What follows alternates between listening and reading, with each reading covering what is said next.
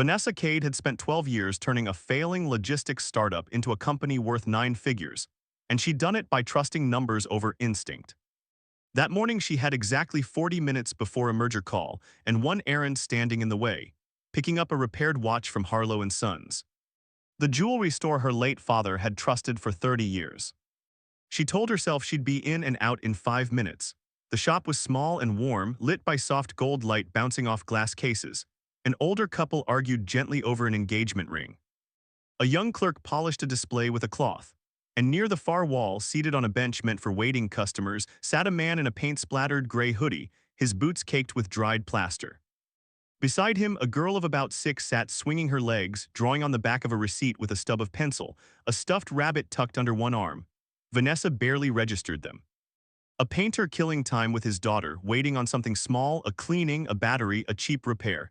Nothing about it deserved a second look, except he kept glancing at the door.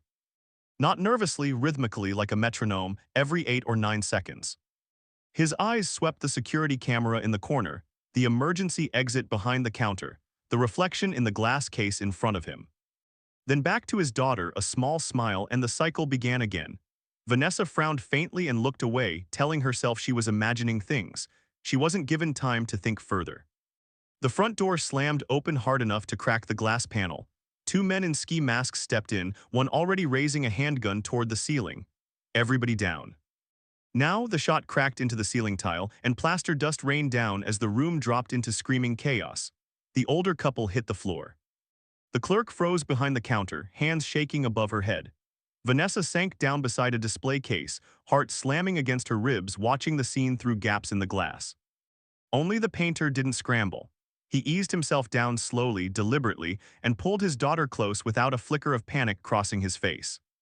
"Floor plan," he murmured to her, barely above a whisper. "Like we practiced." The girl nodded once and slid silently beneath the bench, rabbit clutched to her chest, eyes wide but dry, no tears. No whimpering. Vanessa noticed that immediately. Children didn't do that. Children cried. This one had clearly rehearsed exactly this moment before. One gunman swept his weapon across the room. Wallets, phones, jewelry, bags now, or somebody gets hurt. The second man vaulted the counter and shoved the terrified clerk toward the safe. "Open it." "You've got 10 seconds. The painter's eyes never stopped moving. He clocked the gunman's stance, favoring his right leg. He clocked the safety switch still engaged on the second weapon. He noted which man's voice cracked under stress and which one gave orders without hesitation. Vanessa watched him do it, and something cold settled in her stomach. This wasn't fear. This was calculation. Near the back, the old man suddenly gripped his chest, wheezing. "My heart, my pills." The nearest gunman spun toward him. "Don't move," the painter spoke without raising his voice. "He's having an attack. If he dies in here, this stops being robbery and becomes something you can't walk away from." Silence. Then, through gritted teeth, 15 seconds. "Move slow." The painter crossed the floor unhurried, found the pill bottle in the man's coat pocket, and pressed 2 tablets into his palm before easing back to his daughter's side. The gunman watched the whole exchange, rifle trembling slightly, unsure why he'd just allowed it. Vanessa couldn't look away from the painter now. Every motion he made was economical, nothing wasted. Nothing panicked. Then the younger gunman, jittery from the start, bolted for the door without warning, spooked by a siren 2 streets over. His partner barked at him to stay, breaking position to chase him down. And for 3 full seconds, the store had exactly one armed man standing guard, and his back was half turned.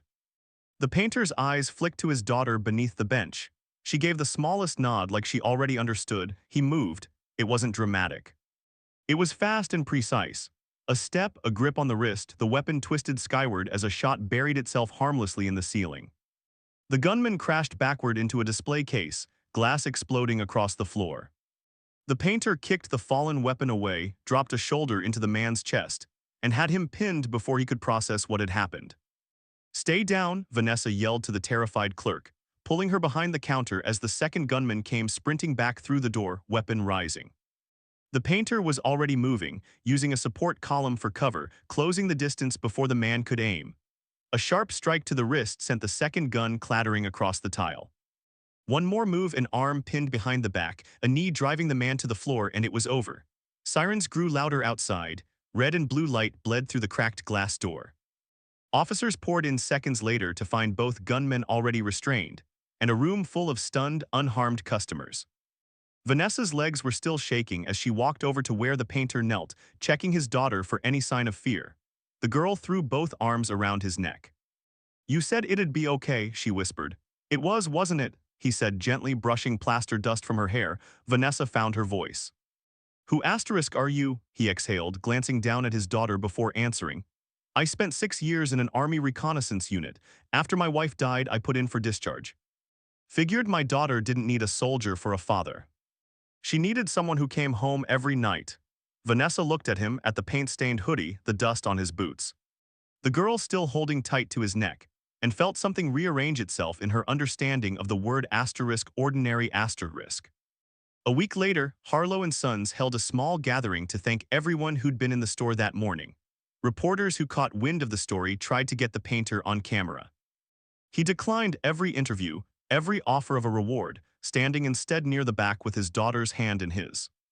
When one reporter finally caught him on the way out and asked why he'd risked everything for strangers, he only shrugged. "My daughter was watching. Kids don't learn what courage looks like from what we tell them, they learn it from what we do when it counts." Vanessa never forgot that morning. She'd spent her career believing leadership meant being the loudest person in the room, the one with the most control, the most power. But watching a quiet man in a paint-stained hoodie protect a room full of strangers without hesitation taught her something no business degree ever had, that the steadiest people rarely announce themselves. They simply act when everyone else freezes and walk away expecting nothing in return.